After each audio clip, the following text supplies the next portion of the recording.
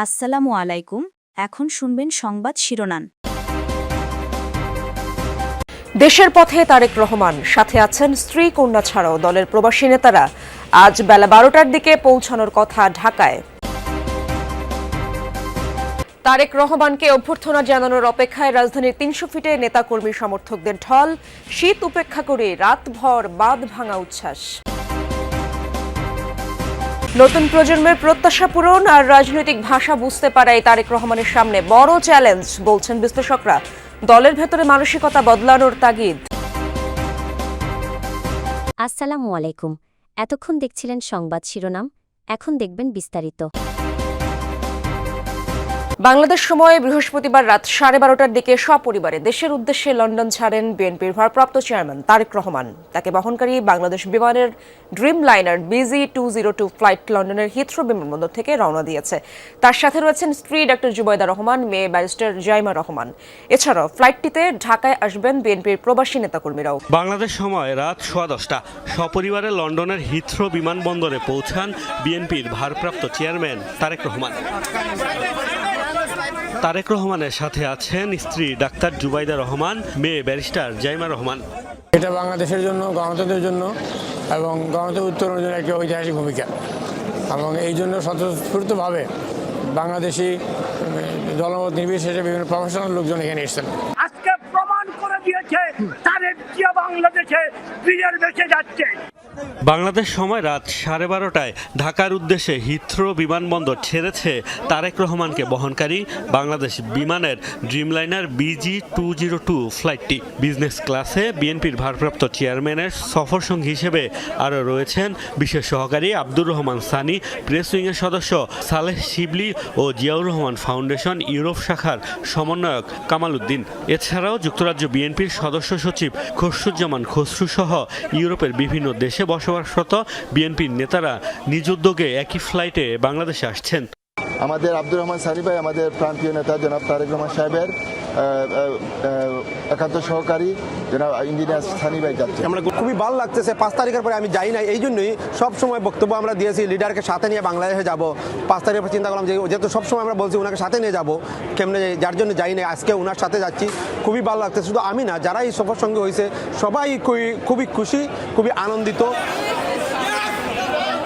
বৃহস্পতিবার বেলা 11:50 তারেক রহমানের ঢাকায় পৌঁছানোর কথা রয়েছে। পরে 300 ফিট এলাকায় অভ্যর্থনা অনুষ্ঠানে অংশ নেবেন তিনি। বিএনপির ভারপ্রাপ্ত চেয়ারম্যান তারেক রহমানকে রাজধানীর 300 ফিট সড়কে সংবর্ধনা জানানো হয়। তিল ঠাই আর নাহিরে ব্যাপারটি একেবারে এরকমটি হয়ে দাঁড়িয়েছে। এখানে দাঁড়ানোর মতো অবস্থা নেই, এত বিপুল সংখ্যক নেতাকর্মীর সমাগম ইতিমধ্যেই ঘটে গিয়েছে। আমি যেখানটা রয়েছে একেবারে মূল মঞ্চের ঠিক সামনে, সারা দেশ থেকে এই নেতাকর্মীরা ছুটে আসছেন ঠিক এই গন্তব্যস্থলকে কেন্দ্র করে, এবং সারা রাত এখানে অনেকেই ঠান্ডার মধ্যে, প্রচণ্ড কুয়াশা এখনো একেবারে দিনের শুরু, কিন্তু রাত্রি যাপনও করেছেন অনেকে এই ঠান্ডার মধ্যে। ঠিক এখানটায় কোনো রকমে গরম কাপড় ছাড়া বা যতটুকু পারা সম্ভব হয়েছে এসবের মধ্য দিয়ে, এবং সেই সব নেতাকর্মী যারা দেশের নানা প্রান্ত থেকে ছুটে এসেছেন তাদের প্রত্যেকের লক্ষ্য একটাই, দলের ভারপ্রাপ্ত চেয়ারম্যান তারেক রহমানকে এক নজর দেখা, এক পলক দেখা, কিংবা এই যে ঐতিহাসিক স্বদেশ প্রত্যাবর্তন সেটাকে স্মরণীয় করে রাখার জন্য, এই দিনটিকে তার স্মৃতিতে ধারণ করে রাখার জন্য, কিংবা দীর্ঘদিনের আন্দোলন সংগ্রামে রাজপথে থাকার যেই বিষয়গুলো ছিল সেই সব যার ডাকে বা যার আহ্বান সাড়া দিয়ে তারা রাজপথে আন্দোলনে নেমেছিল, সেই নেতাকে বা সেই নেতার স্বদেশ প্রত্যাবর্তন বা দেশে ফেরার এই দিনটিকে উপলক্ষ করেই তাদের আসলে এই ব্যাপক উপস্থিতি। মঞ্চ প্রস্তুত, এবং রাজধানীর 300 ফিট এই যে সড়ক, পুরো বিস্তৃত সড়ক জুড়েই আসলে ইতিমধ্যেই নেতাকর্মীদের এই ব্যাপক উপস্থিতি। বিভিন্ন যানবাহনের জন্য যদিও সুনির্দিষ্ট করে রাজধানীর বিভিন্ন প্রবেশ মুখগুলোতে পার্কিংয়ের এরিয়া স্থাপন করা হয়েছিল, কিন্তু এরপরেও যেগুলো রাতে প্রবেশ করে ফেলেছে সেই সব যানবাহনগুলো আসলে ইতিমধ্যেই কিন্তু এই রাজধানীর 300 ফুটের প্রবেশ মুখগুলোতে বা সড়কের বিভিন্ন জায়গায় অবস্থান নিয়ে আছে, যার ফলে এই পথে অন্যান্য দূর দূরান্ত থেকে আসা নেতাকর্মীরা যানবাহন নিয়ে আসার কোনো সুযোগই নেই, পায়ে হেঁটে আসতে হচ্ছে। বহু দূর থেকে হেঁটে হেঁটে তারা এই মূল পয়েন্ট বা মূল সমাবেশ স্থল যেটি সেটিকে উপলক্ষ করে এগিয়ে আসছেন। এবং নেতাকর্মীরা যেটি বলছিলাম যে গতকাল রাত থেকেই বা গত দুদিন ধরেই আসলে আসতে শুরু করেছেন রাজধানীতে, এবং গতকাল রাত থেকে এই পূর্বাচল উন্মুক্ত স্থান, এটি যদি বলতে চাই যে এটি আসলেই উন্মুক্ত স্থান। এখানে তুলনামূলক অর্থে ঠান্ডাটাও বেশি এবং এখনও অস্পষ্ট সব কিছু, কেননা যেহেতু খোলামেলা জায়গা, সে কারণে এখানে একেবারেই কুয়াশাচ্ছন্ন পরিবেশ, শীতল হাওয়া, এর মধ্যে কিন্তু তারা অবস্থান নিয়ে আছেন এবং বারবার মাইক্রোফোনে দলের প্রচার সম্পাদক সুলতান সালাউদ্দিন টুকু নির্দেশনা দিচ্ছেন যেন এই সড়কে অবস্থান নিয়ে থাকা বাসগুলো এখান থেকে সরিয়ে নেওয়া হয়, কেননা এগুলো না সরালে নেতাকর্মীদের অবস্থান করাটাও আসলে একটু বেশ কষ্টকর হয়ে পড়ে।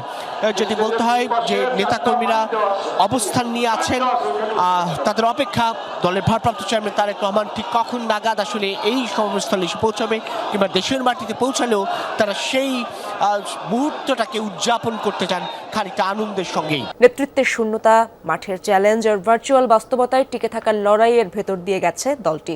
সেই দীর্ঘ সময়ের শেষে দেশে ফিরছেন দলের শীর্ষ নেতা তারেক রহমান। 111-এর রাজনৈতিক পট পরিবর্তনে প্রথমে গ্রেফতার হন তারেক রহমান। 18 মাস কারাবরণের পর রাজনৈতিক বাস্তবতায় তাকে দেশ ছাড়তে হয়।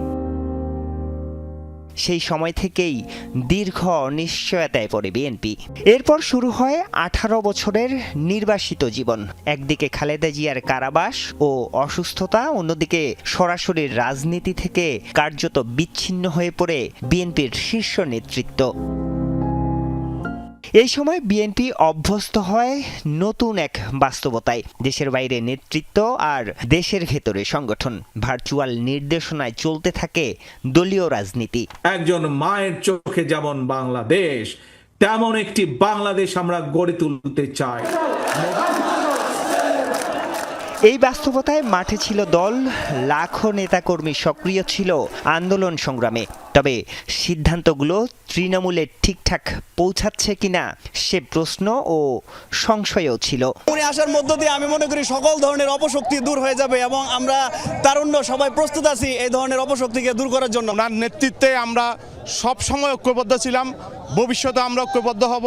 তিনি আগামী দিনে একটি নতুন বাংলাদেশ, সম্ভাবনার বাংলাদেশ, তারুণ্যের বাংলাদেশ গড়ার আহ্বান জানাবেন এবং সেই আহ্বানের মধ্য দিয়ে আগামীর বাংলাদেশ বিনির্মাণ হবে। 5 আগস্ট দেশের আরেকটি রাজনৈতিক পট পরিবর্তনের পর দীর্ঘ 18 বছরের নির্বাসন কাটিয়ে দেশে তারেক রহমান। বিএনপির নেতাকর্মীদের জন্য এটি আবেগ ঘন এক মুহূর্ত। তবে সামনে বড় প্রশ্ন, নেতা ফিরছেন ঠিকই, কিন্তু দল কি সেই নেতৃত্ব বাস্তবায়নের জন্য প্রস্তুত? তারেক রহমানের যে এই যে শারীরিক উপস্থিতি, এটি আমি মনে করি ভার্চুয়াল যে আমাদের তার রাজনীতি এবং সেখানে দলকে সংগঠিত করার ক্ষেত্রে যতটুকু ইফেক্টিভভাবে কাজ করেছে, তার শারীরিক উপস্থিতি এর চেয়ে অনেক বেশি কার্যকর ভূমিকা রাখবে। তারেক রহমানের এই 18 বছরে বদলে গেছে একটি প্রজন্ম, যে প্রজন্মের হাত ধরে ঘটেছে বড় একটি গণ অভ্যুত্থান। পতন হয়েছে দীর্ঘদিন ক্ষমতায় থাকা আওয়ামী লীগ ও তার সরকারের। বিশ্লেষকরা বলছেন এই নতুন প্রজন্মের রাজনৈতিক ভাষা ও প্রত্যাশা বোঝাই হবে তারেক রহমানের সামনে সবচেয়ে বড় চ্যালেঞ্জ।